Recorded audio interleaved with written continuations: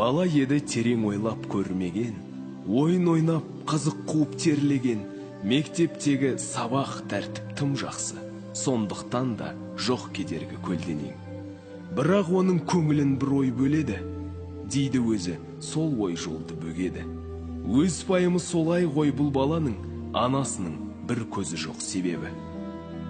Сол мектепте аспаз шет анасы, ұлына ет дәмді, тәтті барасы. Ақша тауып аст үстіне түсетін, қарны ашпасын, киінсін деп баласы. Ал баласы асханаға кірмейтін, анасымен көшеде бір жүрмейтін.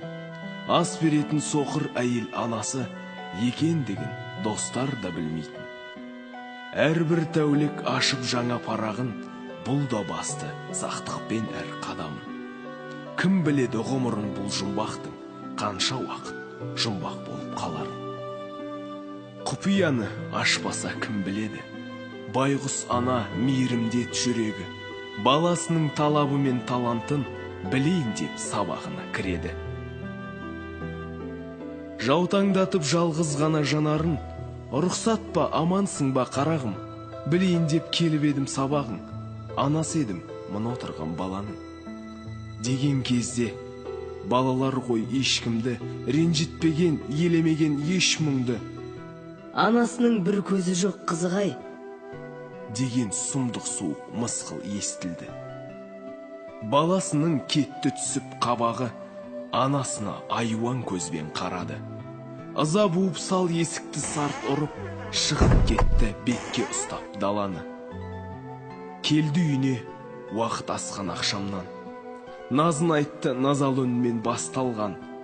Анасы жүр бәйек болып аз әкеп, баласының қамын ойлап аш қалған. Деді ұлы: ана, неге келесің? Іздеп келсең бар ойымды бөлесің. Мені іздеп келмеш енді мына жұртқа, анасының көзі соқыр демесін. Мен ұялам сырттамаған жолама, сөздеріме көңілің рас толама. Неге соқыр, қайда сенің бір көзің? Айтшы анашым, сырын білсем болама. Жылады ана, еңіреді, егілді, үйренген ғой келген мұңға көнуді. Шын жылады, соқыр көзден жас шықты, көкірегінде бар құпия көңілі. Кешір қалқам, не десең сол болады, айтқан сөзің ақылыма қонады. Сен ұялтқан, саған еткен қатемнің, бүгін мұнау ең соңғысы болады.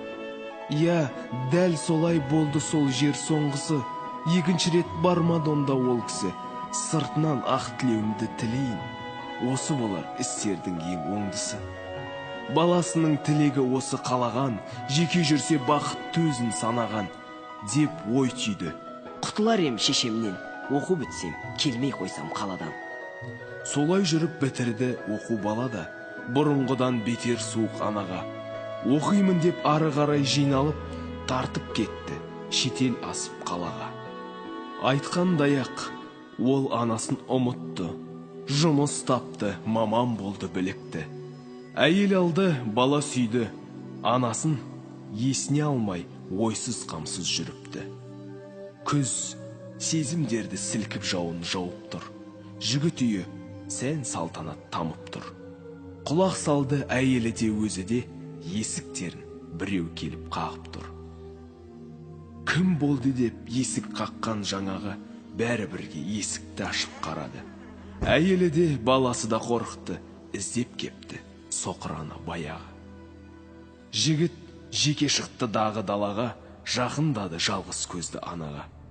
Әйелім мен баламды сен шошыттың, неге келдің, не бар мынау қалада?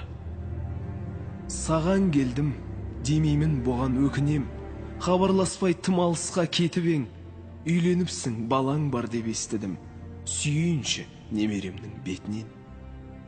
Сескенді ана жабсар деп сортағы, қатуланып қабақшытып ол тағы. Жоқ, болмайды, рұқсат жоқ себебі, бір көзің жоқ, бала сенен қорқады. Бітті әңгіме, болмас қайта бастауға, қайттана демеу болар дос бар ма? Күңіреніп ақ жауынын төгіп тұр, ана менен бірге жылап аспанда. Уақыт сырғып айлар өтті, жыл өтті, өткен әр жыл 20 түлек түлетті. Ауылға кел сағындық деп достары хат жіберіп шақыртыпты жігітті. Жол ұзақ деп жігіт біраз қиналды. Дегенменен барамын деп ұйғарды. Әйелді алып, баланы алып сол күні жол жүрмекке отбасымен жиналды.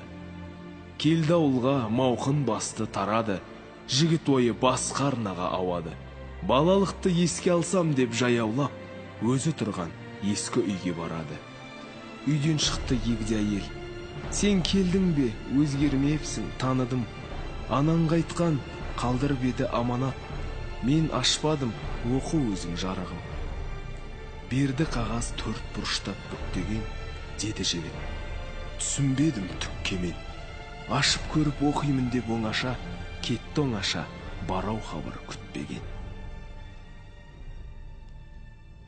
Балам, ботам, айым күнім асылым, қарт кеудемде бір сыр бар ет жасырын. Кеудемді өртеп барады сол күрең ой, жаздым хатқа, оқып балам біле ғой. Нәрестедің түспей тұғын қолымнан, бағым көбет бүгінгідей сорымнан. Әкең бар ет жаны жақын балаға, үйден шықты қыдырсақ деп қалада. Болықты да бірге кетіп арманы, жол апаты жан әкеңді жалмады. Түстік солай бұл тағдырдың тезіне, зақым келді сенің оң жақ көзіңе. Дәрігерлер көрді, білді, байқады. Үрейлендім, қандай шешім айтады. Қатты зақым алған екен ұлыңыз, көрмес көзі алдын ала біліңіз. Жай таппаса бұған егер жаныңыз, уақыт барда сау көз іздеп табыңыз. Бақытты өмір сүру үшін балаңыз, сол сау көзді орнына саламыз. Есім шықты, ет жүрегім дүрсілдеп, бар бақытты балам көрсін, білсін деп, құрбан еттім бағың үшін өзімді, саған бердім сап-сау тұрған көзімді. Міне балам, содан бері соқырмын. Содан бері таңым қайғы, кешім мұң. Осы өзбен көп ұялтсам өзіңді, кешір қалқам, кешір ботам, кешіргін. Оқып бітті, жүрегі аттай тулады. Көкірегін кермек өксіп улады. Біреуі өз, біреуі ана көзімен алдындағы ақ парақты сулады.